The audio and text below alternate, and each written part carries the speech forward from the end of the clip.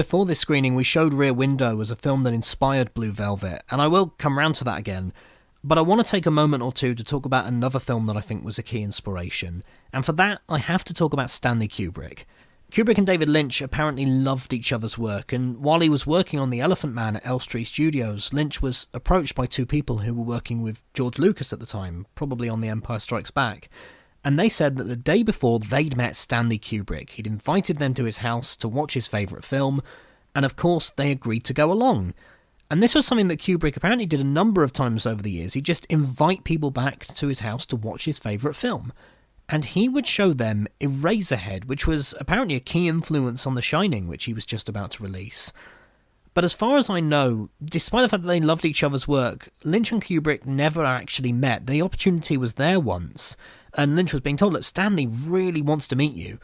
But he'd heard that Kubrick recorded most of his conversations, Lynch didn't want that, and so turned the opportunity down. Nonetheless, the director's influence is still very much present in a number of his films, and I think that Lynch's personal favourite has a real part to play in Blue Velvet. Lynch's favourite Kubrick film was Lolita. Now, in a number of interviews, there's the impression that Lynch was intentionally ambiguous about his films, wanting to keep the mystery intact, leave them down to the interpretation of the viewer. But I think that that's how he saw every film, as open-ended, indirect, and down to interpretation. There's a very brief red carpet interview he did with Roger Ebert at the Oscars when he was nominated for Best Director for Mulholland Drive, and Ebert says to him that he's going to take the film to the University of Colorado the next day, and over the course of a week he'll go through it shot by shot and maybe by the end be able to understand it. And Lynch tells him, he says, "You already do understand it." To which he's told, "I understand it emotionally, and that's the important thing." And Lynch agrees with that. And I think that's because Lynch is interested in emotions and mindsets and perhaps what's being hidden behind them. He said of Lolita that the thing he loved the most about it was just how much is hidden, and in typical Lynchian style didn't really give much else away. It's about what he felt in James Mason's paranoid performance and what he saw as the cynicism of the film's world. Mason's Humbert Humbert becomes increasingly sinister the more forceful and controlling he becomes towards the 12-year-old Lolita. And no matter how much Kubrick wanted to frame that film as a love story, and that's how he viewed it, that's how he saw it, directed it, and wrote it, as a love story, there is no denying there is something inherently dark and uncomfortable about that film's core basis. Peter Sellers' Claire Quilty offers a reflection of Humbert's behaviour with the upfront, darker edges, this sense of a fateful end, a feeling of madness. As he put it, Sellers wanted to make a fantastic, nightmarish character.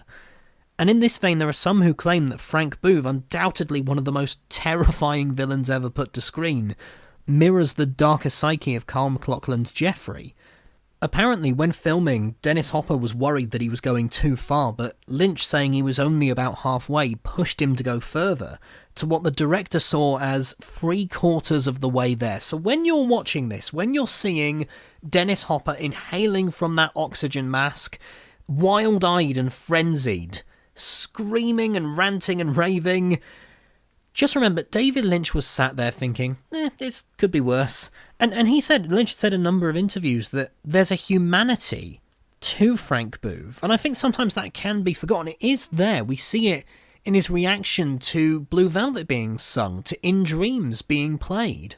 There is a very deeply held-in emotion to one of cinema's greatest monsters.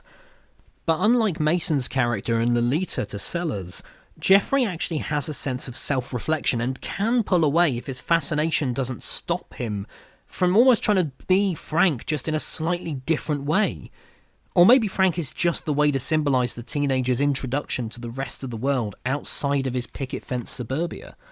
Lynch has said there's an autobiographical nature to Blue Velvet. He spent his childhood in the Northwest in an idyllic town almost exactly like the one we see at the start of the film. White picket fences, green grass all the way through the garden, friendly firemen waving as they drive by. And for the first few years of his life, the world was only 2 blocks big. He'd moved once or twice, experienced some troubles, struggles, internal conflict. But then when he was much older, he moved to Philadelphia, which he described as, and I quote, "one of the sickest, most fearful, corrupt, frightening cities I've ever set foot in." The neighbourhood terrified him in contrast to where he grew up and what he was used to, and it really opened his eyes to what was beneath the surface of the world as he knew it. He also lived across the street from the city morgue.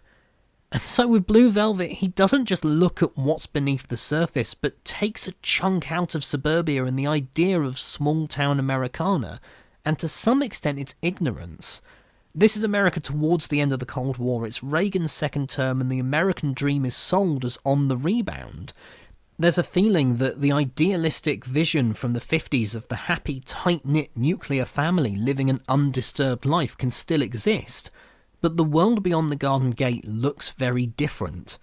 Blue Velvet is a film about hidden things, reflections and ignorance, and how that allows these very different yet equally performative worlds to exist.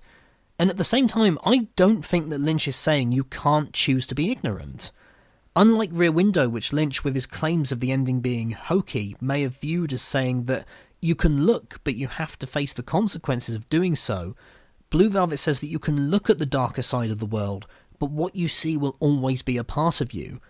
As Carl McLaughlin's interest grows in this darker world and he starts to ask questions to those outside of it, we see the police officer father of Laura Dern's Sandy slip from the overly friendly soap opera style of Lumberton's residence to a more serious-edged figure who knows about this world, has a part of him in it, but chooses not to let that leak into the surface if it can be avoided. There's also the shifts in the dark and light clothing Jeffrey wears as he goes from taking an interest in what's beyond his hometown, to being intrigued by what he sees, to wanting out. He's performatively drawn into the dreamlike realm, never fully committing. He's clearly fearful of it, but being led by this fascination and perhaps initial unconscious want to destroy it. When we first see him entering the apartment of Isabella Rossellini's Dorothy, he's in disguise as an exterminator, and there are possible parallels between the look of Frank, especially when inhaling from the oxygen mask, and the way that his gang is dressed, and the bugs we see crawling at the start of the film. The darkness and discomfort is right there below the surface. Or maybe the events are simply fragments of a dream, the camera travelling through an ear acting as a tunnel into and out of the mind. Frank Booth, like all great monsters, only really comes out at night. However, maybe suburbia is the dream that's being held on to. After all, in dreams, everything is alright. But as Lynch views it either way, it's a strange world, isn't it? Thank you all so much for your time. Please enjoy Blue Velvet.